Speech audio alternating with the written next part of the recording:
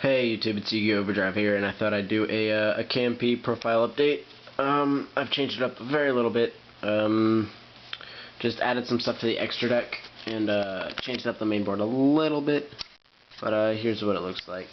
So we've got the 3 strategists because they're like necessity. Got 2 quick because getting back this guy or watchdog is really good to sync out.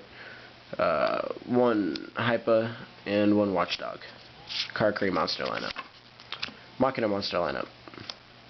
2 Fortresses, because making 8 stars with 1 Star Tuners is really easy in the deck. And then 3 Gear Frames to search them out and sync with. Machina lineup. Plant lineup. 2 Lone-Fire Blossom. 1 Dandelion. 1 global, or 1 sport, and then there should be a global in here. I just don't have one yet. But yeah, that's it. Psychics, 1 Mind Master, and 1 Psychic Commander. Spells, 2 Pot of Avarice. I totally dropped it.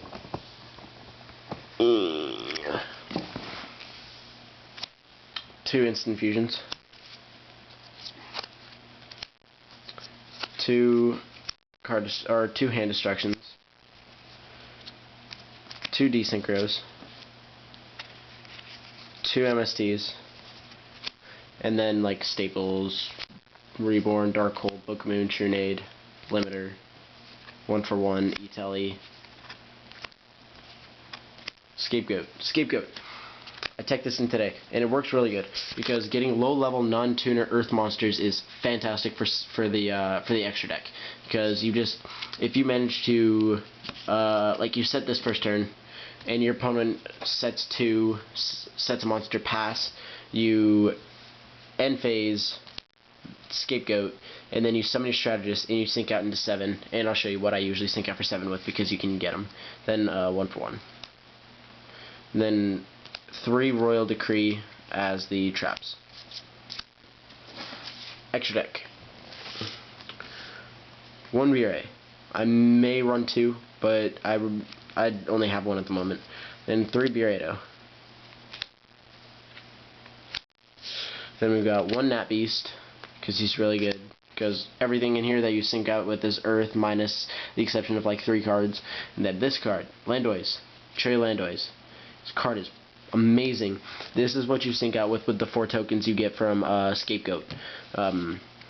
And because this deck runs a high spell count, and a lot of them you will rip late game that don't mean anything, such as Instant Fusion or MST or Desynchro, this card really is awesome because, like, Destroy by Battle effects, Flip effects, other stuff like Lone-Fire Blossom or Gravekeeper's Descendant.